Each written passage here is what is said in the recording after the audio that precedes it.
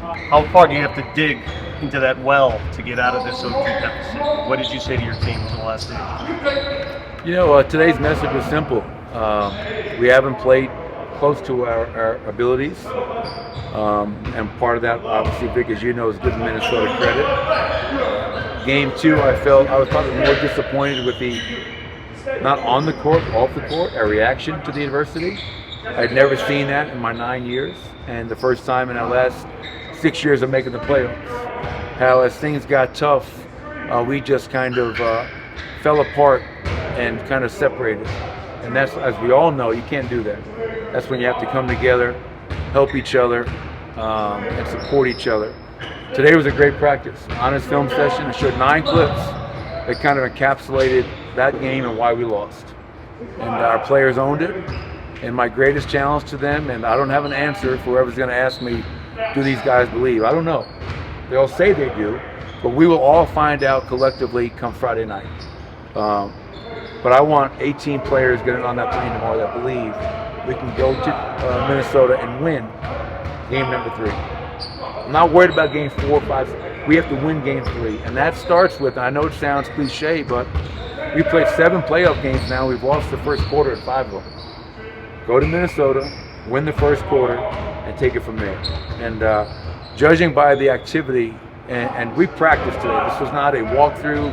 This was not no, we practiced, and I thought the energy and the spirit and the positivity was exactly where I would hoped it would have been. Those 9 clips, was it a balance of offense and defense, or were you kind of emphasizing one over the other? They go hand in hand. I mean, the offense is the beginning of our defense.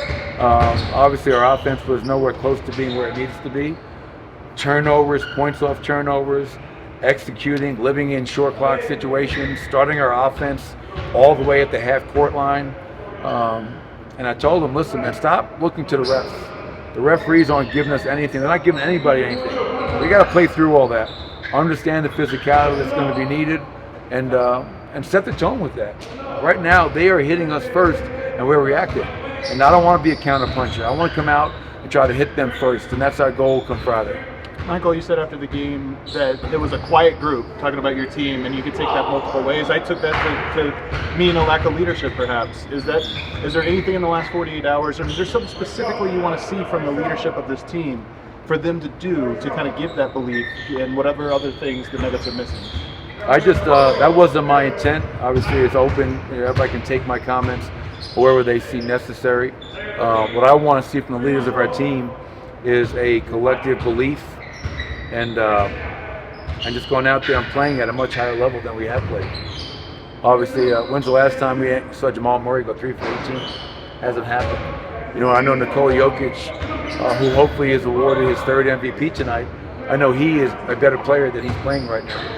And so, yes, you can give them credit, but we also got to take some ownership. We all have to, myself included, coach better, play better, execute better, defend better than we have been. So I just want the leaders of our team, yes, to be vocal, but to also go out there and walk the walk. At this point, man, less talking, more doing. We got to go out there and do it. We can talk about believing, go out there and do it come Friday night. Now, that's what it comes down to. Jamal's frustration, is that him frustrated with his body betraying him at times, or was it the refs? What was it? What erupted out of him? Well, I've never seen that from Jamal. That was very uncharacteristic for me. And I think it's probably a combination of all the above. A combination of taking a charge and it's not called. A combination of not making shots at the level we know he's capable of making. Combination of us being down 30 points, to a team that we're trying to beat to get to the Western Conference Finals. So when you put the all in that boiling pot, man, that's a lot to handle. And he didn't handle it the way he knows he needs to handle it. And I'm sure he told you guys that. But Jamal will bounce back. I have no doubt about that. And I thought he was in practice. It's a very good practice. I thought Jamal's focus, energy was outstanding today. He has said that there are sort of just physical limitations that he has to live with and learn to adapt to. How can you guys kind of learn to adapt around that, whether it's just some ball pressure that he faces and coming to the ball and helping, or just other ways to kind of make sure that he's able to do things and play the strengths that he still has, even if there's a minor injury? Yeah, I mean, this is the playoffs, man. No one's 100%. So I know Jamal's not going to make excuses. I'm not going to make excuses for Jamal Murray. Can we do things to help him out? Of course we can. I'm not going to tell you what those things are, but we worked on some of those things today in terms of how are we better offensively? Not just Jamal Murray. How are we better offensively? And there's a lot of things we can do to help the cause. Coach AG Friday Monday night said Friday night they just need to focus on Game 3, not climbing back in the series or any of that. Just win this first game. That'll help with momentum. Not think about history or any of that. Is that sort of the message? Just let's worry about Friday. Yeah, I mean, hey, 33 teams have come back from 0-2 deficits. I think 5 or 6 teams have done that after losing the first 2 at home. Reggie Jackson was a part of one of those. So, as I told our players, is it possible? Yes, history tells us it's possible. But you have to participate in your own recovery. Just because it's been done before doesn't mean we're going to do it. Only if we have the requisite mindset. I mean, that's what the biggest thing is. And to your point, yes, you look at history, but my whole focus is, as I mentioned after the game, and I mentioned again today, is how do we win Game 3?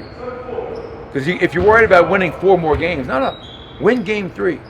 We were down twice in the bubble, 3-1, 3-1. We never said we got to win 4 in a row. It was let's win Game 5, let's win Game 6, and then we worry about Game 7. And it really is, I mean, as simple as it sounds, winning the first quarter, winning the second quarter. Let's try to make them uncomfortable. Why are we always the team that's got to come from behind? All year long, we were a great first quarter team. For some reason, now in the playoffs, we've been an awful first quarter team. And obviously, if we're going to win Game 3 on Friday night, that has to change. Everyone's the MVP tonight.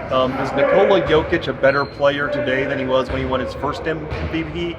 And if so, how? Well, we don't know if he's going to win the MVP tonight, so obviously it's all conjecture at this point. He's one of 3 great candidates, and whoever gets the award will be fully deserving. Obviously, we here in Denver feel that Nikola should win the MVP for his 3rd time. And yes, I think Nicola's a better player. You're always getting better. And that's your on-court abilities, the intangibles of being a better leader, setting the example every day, adding to your game, whatever it might be, becoming a better defender. But Nikola, the reason I think he's the MVP this year is because after winning a championship and being a Finals MVP, he's had an even better season. So he continues to push the envelope. He's never satisfied, and that's what all the great players have in common. They're always striving to become even better, and hopefully Nikola gets that hardware tonight because we think he deserves it. Everyone talks about you guys needing more physicality. How do you tell your guys to toe the line between, yes, be more physical, but don't be like hard fouling, technicals, back like distance? You just got to be smart. You use some common sense. As I mentioned earlier, using a boxing analogy, some guys come into a fight and they kind of read the game and see what's coming, and you're reacting to the guy across the ring. And give Minnesota credit, that bell is being rung and they're running across that canvas and hitting us in our mouth, and they have us on our heels. So for me, it's you got to be disciplined, you got to be smart, but have a hit-first mentality, be more physical on both ends, not just defensively but offensively as well, to get people open. Right now, if you look at our offense, we're starting our half-court offense right over half court. And that is not conducive to being the efficient offensive team that we've come to expect from this group for the last 6 years. Fred, you said manhood is kind of on the line here. Do you feel that way too with how the first 2 games have gone and how you want to respond?